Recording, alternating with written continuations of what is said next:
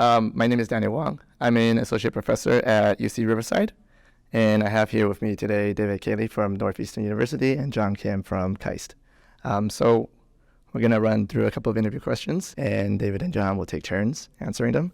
So first off, thank you for taking the time to be with us today and helping conduct these interviews. So the first question I have is, both of you are in academia, so how do you recruit students for your group? And do you have, any tips or insights into that?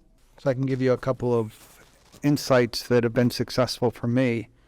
Is I've, over the years, developed a network of faculty at other institutions, both in the United States as well as outside in various countries. And from that, basically, if they have a bright undergraduate that's interested in computer architecture, they basically send them to me. And also, I have had a number of PhDs that are assistant professors at various schools, and they've also sent me their PhDs. So that, and then very bright students that maybe come in as master's students and take my architecture class, and I see that they're, they do very well. And I've had a couple of students that have stayed on for their PhD. Yeah, so I guess it's a tough question. I think it's something that I guess I'm still working on, not as successful as Dave. And that I think been at this a lot longer. I think that easiest way is teaching. I think in terms of recruiting students at your own institution, I think that's always true for most professors. The others, you have to take risks, I think. In terms of recruiting students as well. Sometimes you sort of have to gamble, and I think in some cases it will pay off, other times it won't work out. But just like anything, you do have some risk-taking involved. All right, so kind of a follow-on to that question is, what do you think is a successful PhD? So I think success is measured by every student individually, first of all, and everybody is going through a progression of and maturing and developing their talents and their capabilities, and different students have different starting points, and as a result they have different ending points. So I don't think that there's one model that fits all. I think that you look for growth, and you look for developing a technical maturity and understanding your field and becoming the expert in what you work on. But beyond that, then being excited about what you're going to do next. This is really easy talking after Dave because I could just agree with what he's saying. But I think the only thing I would add is I think if the student that's finishing up their PhD is ready to carry out research on his own, whether it be in industry or academia, I think they're ready. I would consider them ready. So I think and like Dave was saying, everyone is unique. They work on different aspects, different topics. So it's really hard to say there's anything you can quantify. But if they're prepared to do things on their own independently, I think that would be called a success. So kind of a follow-on to that. So a lot of students, when they get close to graduating, they kind of want to decide whether they want to go into industry or academia, right? So to kind of give students a bit of an insight into why you pick academia, I was wondering if you could elaborate on why you chose your career path. I'm going to let John go first.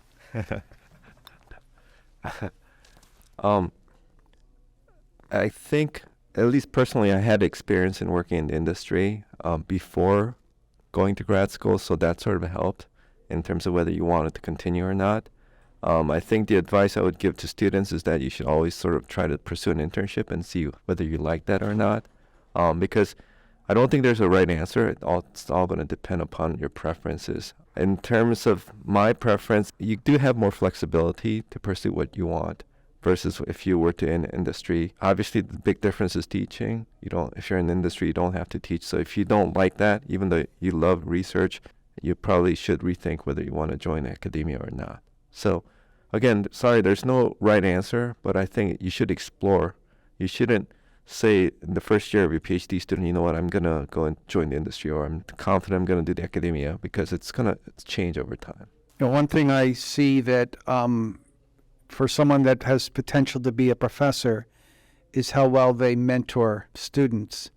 And so I try to give students opportunities to mentor more junior students so that they can understand the value of doing that. That's valuable in a professional career, but it's fundamental as a professor.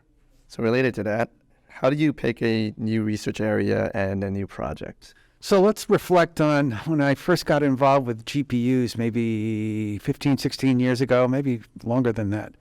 You know, I was hearing these crazy performance benefits from this new NVIDIA device that you had to program using graphics languages. So I gave it to one of my graduate students. I said, hey, you want to work on this for a while? And I gave it to him, and I said, come back and let me know what you find. And he showed me what he could do, and we actually accelerated a very important application for detecting breast cancer and got extremely positive results. So I think, don't go all in. You keep your mind open, but be skeptical is probably the best way to move forward with new technologies. It's a hard question. I think there's no right answer. The one advice I would give is you just don't want to jump onto a new topic just because everyone else is doing it, just because it's popular and because everyone is funding it. You probably want to have your own sort of perspective or an approach that's different or unique. So at least for my research, traditionally I've worked on interconnection networks. So if there's sort of a communication aspect that's a problem, I sort of try to leverage that as much as possible, whether it was going into security or multi-GPUs or even GPUs. So that was sort of my approach, see if I could leverage what I have. But also, I think if you have a different perspective, I think that gives you a unique approach to attacking the same problem as well. And at the end of the day, you want to work on a problem that's an important problem, something that's important, meaning it's going to have impact on someone. So I think those are some of the things that you should perhaps consider. Just want to piggyback on what John said there, that one thing to think about when you take on a new area in your research is, I call it catching the wave. You don't want to be, at the crest of the wave or after the wave has crashed, because that's, not nearly as impactful and exciting. Really, when the wave is just starting off and you're just you see some potential there, catching that very early is, making sure that it's a good wave. That's really where you want to be. So very important in terms of how you do your research. All right. Timing is everything. All right. So a bit more on, I guess, the non-researchy aspect of an academic career. How do you balance your, multiple task and time constraints between research, teaching, service, personal, family time, and just how do you juggle all of that? I try to keep a balance, but it's impossible. It's hard when you have a job that you really enjoy doing. It's sort of a gift that you're given being a professor. And, it does take a lot of your time, and there's no boundaries. Really, there's no boundaries. That you do have to carve out time for family, and you can do that. You need to do that. But I wouldn't say I've been overly successful. I think a common question, at least students in Korea ask, is what are our work hours? And I tell them there's no time when you have to be in the lab. But that also means there's no time when you can leave the lab. It's not a 9-to-6 job, so I think that's both a benefit and a disadvantage as well. It's not an easy task. I think you just sort of need to prioritize. It's true for research. You have to sort of prioritize what the most urgent tasks are in front of you, but it's also in terms of personal as well. So it's a great thing because you have the flexibility, I think, in our career. All right. So again, back to the academic career path and stuff. So how does the academic job change over time as you go from assistant to associate with tenure to full, and potentially, having a department chair role and so on? So I will say that starting off as an assistant professor is daunting. It's a real challenge to understand and navigate, the path to tenure. Once you have tenure, then you relax a little bit, but you know that you want to progress in your career. So you don't take your foot off the gas. You continue to think of how to build to that next level. Because to get tenure, you were focused on things like getting good letters, getting a couple of really important grants, and getting, those top papers in, the top conferences like HPCA and ISCA. So I think it's more challenging as you become a full professor. What really changes is you should be spending a lot more time helping others instead of yourself, looking for opportunities to mentor, looking for opportunities to, write letters for folks. I think that's really important. I would say one difference is that if you're a junior, at least the way it was in Korea, I think everything sort of comes to you because you're sort of the new faculty and everyone tries to help you out. When you're a full professor, that's no longer the case. So you have to go out and start hunting. So I guess that's one challenge. The other thing I think is you have to learn how to say no, I think. That's something that I wasn't really good at. And you talked about dropping balls. It's not a good experience if you have to drop things. So you just need to sort of make that judgment call. And I think saying no is not really an offensive thing, but you sort of have to do that politely, and because you have to pick and choose what you can do, because at the end of the day, you only have finite amount of resource and time. If any of you are involved in startups, how are you managing startups, and do you have any guidances on, academics going into doing startups? So I've led 2 startups out of Northeastern, as well as joined a third one that I didn't lead, but played an important role as the CTO. One advice I would give people that are serious about a startup, at some point you have to decide if you can really, have your students being the primary source for the work that goes on in your startup, or do you need to hire professionals? There's a marked difference in terms of what you can expect in the productivity. I always say you get what you pay for, and we don't pay our graduate students very much, and their first priority is their PhD, and it should be. And I should, as their advisor, balance that very carefully and thoughtfully.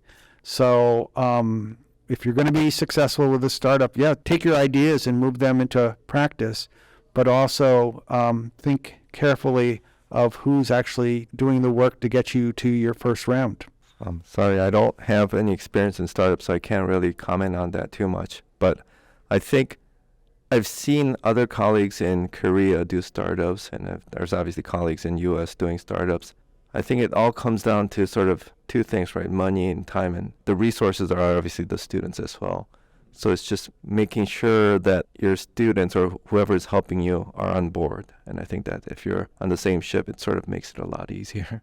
All right. One final question, probably an easier one now. What is the most rewarding part of this job? My most rewarding part of my job is seeing my past students in their careers being happy, with their families and with whatever their career path. And I think that's so rewarding for me. Yeah, just to add to that, I think one of it is teaching, and then if the students come up after and they say they kind of career in the field related to computer systems architecture because of the classes that you taught, I think that's sort of one of the most rewarding part. How do you relieve your stress? Clearly, this is a very stressful job. So how do you manage the stress of the day-to-day activities, of being a professor and everything else like that? So how do I relieve my stress? I have a wonderful spouse who for, oh my God, I don't know how many years it is now, but it's a lot, has listened to my stresses, but as well as, I have 2 daughters who still have them, that have been also allowed me to laugh at myself and not take myself too seriously. And those are all very important things to being able to laugh at yourself is a very stress-reducing thing. Sorry to piggyback on Dave again, but I think it's similar. So I have a young daughter at home, so just spending time with her, I think, helps. I have 2 older boys, and yelling at them really does help. It's really helpful. You take turns. You have 2 boys, so it's a stress-relieving activity, but I think the family, it does help. All right, David, John, thank you for your insights. And thank you for taking the time to do this interview.